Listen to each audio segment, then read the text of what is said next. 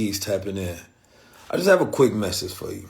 Concerts, galas, and movies are all great cultural celebrations, but they're nothing in a sense of actually having real power. We have to be careful of feeling connected and celebrated without actually having any control or power. I think we're living in the most dangerous time that we faced, where there's cognitive warfare, right? There's accelerationism that's going on with the fall of democracy, right? Every time you get on social media, there's consistent conflicts, increase of white supremacy and racism at an all-time high, right? Mental health crises. People are the loneliest that they ever been. You understand me? Like, people cannot afford an actual living, but we have galas, we have movies, and we have concerts. So as long as we celebrate sinners, Beyonce, Kendrick Lamar, you understand me, and the dandyism of the culture, it makes us feel connected, but not actually having real power over our reality.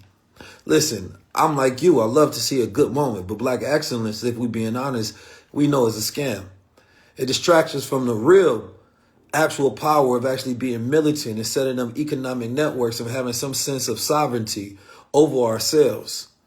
If we can raise $31 million by going to a gala and wearing brands of Europeans from all around the world to celebrate a history when we had no power, and we start putting on the expressions of fashions that make us feel empowered as a narrative of resistance through our style.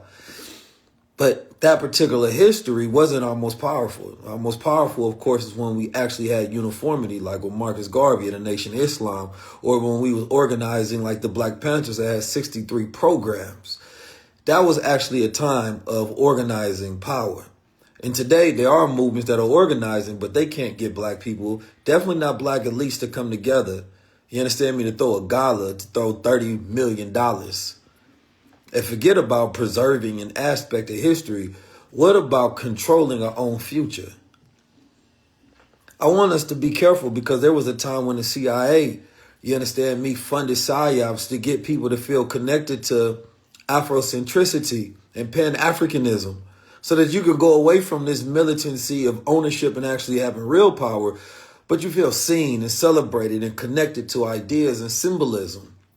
And the same thing is happening. When the fall of Rome was going down and there was no bread in the streets, what did they do? They threw bigger circuses. Circuses of distraction. Well, there ain't no bread in the streets right now. America's for sale. They privatizing it all. The elites and the oligarchy is in full control and power. And our people that are on social media being controlled by digital AI bots, controlling how they think. So this is beyond information warfare.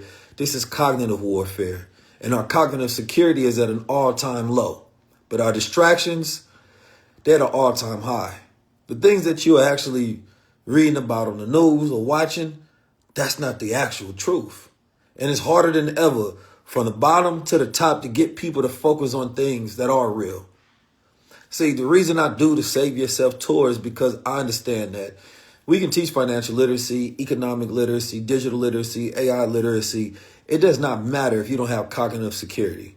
That when you're home alone scrolling on this phone, you understand me, and your consciousness is low, and now that they have this new narrative warfare and create information environments to run customized psyops on individuals because they have data profiles on you, where you think you're talking to a bot, but you're actually being brainwashed to think that those thoughts are actually yours.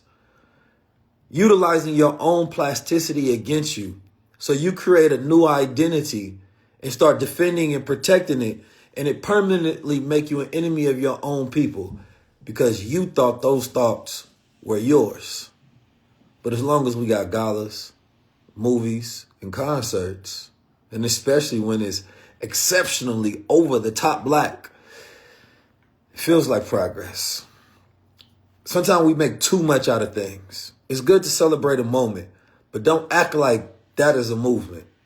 It's a moment, and moments should be treated as moments. Culture is very complex, right? In that complexity, there's language, there's music, there's fashion, right? There is media, which goes into strategic imagination. So movies like Sinners are actually important, right? And other movies that project certain archetypes and narratives about futurism. It's important to break stereotypes and collective traumas that we have in our head. But it's not enough intentionality that's being done right now. So I want us to be careful right now. Ask yourself, how do you think the way you think in the first place? What are your true sources? What is your research, right? Are you practicing cognitive security right now where you have mental firewalls to make sure that your brain is not being hacked?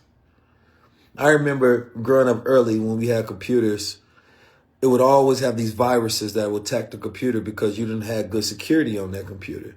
Well, now the computer is attacking the mind because you don't have good security on your thoughts and the way that you think. So MDM, misinformation, disinformation, malinformation, is a very real threat, specifically to the black community and specifically to black men, because not only are education rates very low, you understand me? Our poverty rates are very high. Our mental health issues are very high, right? Our anxiety, depression, suicide rates are sky high.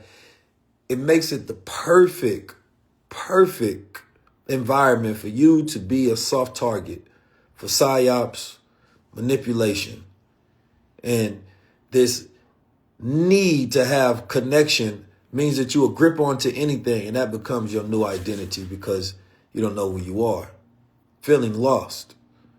So as I see the culture celebrating nothingness, I always want to throw a message that's cautionary. You know what I mean? Like, make sure the next time that we celebrate, we actually have something to celebrate. Because as America is going through the downfall, what will we have at the end of it all? Peace, family. I'm going to see y'all on the Save Yourself tour. There is the State of the People tour. There is the Hood to Hood tour that is happening. You understand, my brother Zeke? There's people out here moving, getting the message. There's people that's doing things behind the scenes.